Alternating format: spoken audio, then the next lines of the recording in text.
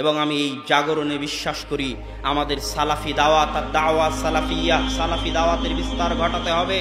এই দাওয়াত এই ফেসবুক, ইউটিউব আর এই ভিডিওর দাওয়াতের মধ্যে সীমাবদ্ধ থাকলে হবে না।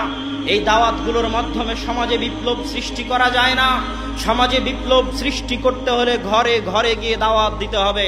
তাবলিগ জামাত যদি বেদাতের দাওয়াত দেওয়ার জন্য, জাল হাদিসের দাওয়াত দেওয়ার জন্য ঘর থেকে বের হয়ে সফর করতে পারে, তারা না হয় 40 দিন করেছে, আমরা তাদেরটা ঘৃণা করি, এই ধরনের বৈরাগ্যতা ইসলাম সমর্থন করে না।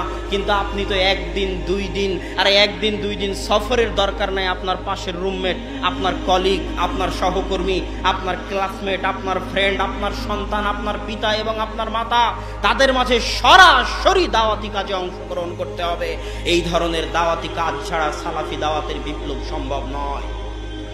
আমাদেরকে সালাফি দাওয়াতের বিপ্লবের চেষ্টা করতে হবে এবং এই আনুষ্ঠানিকতার মধ্যে দাওয়াতকে যে সীমাবদ্ধ করা হয়েছে তা থেকে বের হয়ে আসতে হবে।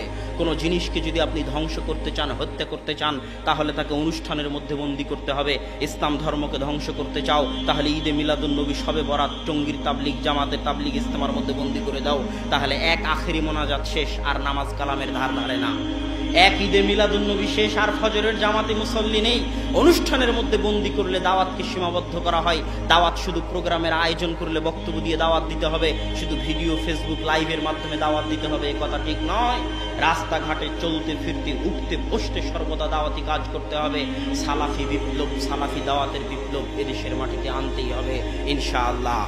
সম্মানিত উপস্থিতি, তবে আমি তাদের জন্য দোয়া করি, আমি তাদের জন্য কোনো ঘৃণা, কোনো বিদ্বেষ রাখি না যারা এই সালাফি কনফারেন্সের বিরোধিতা করেছে, বরং আমি তাদের জন্য দোয়া করি আল্লাহ সুবহানাহু ওয়া তাআলা তাদের অন্তরটাকে প্রশস্ত করে দিন এবং জামিয়া সালাফের এই সালাফি কনফারেন্সের প্রতি তাদের ভালোবাসা আল্লাহ সুবহানাহু ওয়া তাআলা তাদের অন্তরে তৈরি করে দিন। তারা যেন এই সংকীর্ণতার ঊর্ধ্বে উঠে এত কষ্ট করে আয়োজিত এই সালাফি কনফারেন্সগুলোতে উপস্থিত হতে পারেন, আসতে পারেন, শুনতে পারেন। বক্তা হিসেবে হোক, আলেম হিসেবে হোক, শ্রোতা হিসেবে হোক, সকলের জন্য আমাদের দুয়ার উন্মুক্ত।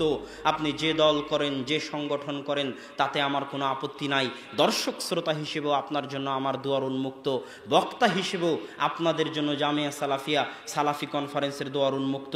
আমরা তাদের অন্তরের উদারতার দোয়া, তাদের অন্তরের প্রশস্ততার দোয়া, সংকীর্ণতা দূর করে উদারতা এবং প্রশস্ততার দোয়া জানাই আল্লাহ সুবহানাহু ওয়া তাআলার নিকটে। আর আপনাদের নিকটে দোয়া চাই আল্লাহ সুবহানাহু ওয়া তাআলা যেন এই সালাফি কনফারেন্সকে বাস্তবায়ন করার তৌফিক দান করেন। আল্লাহুম্মা আমিন।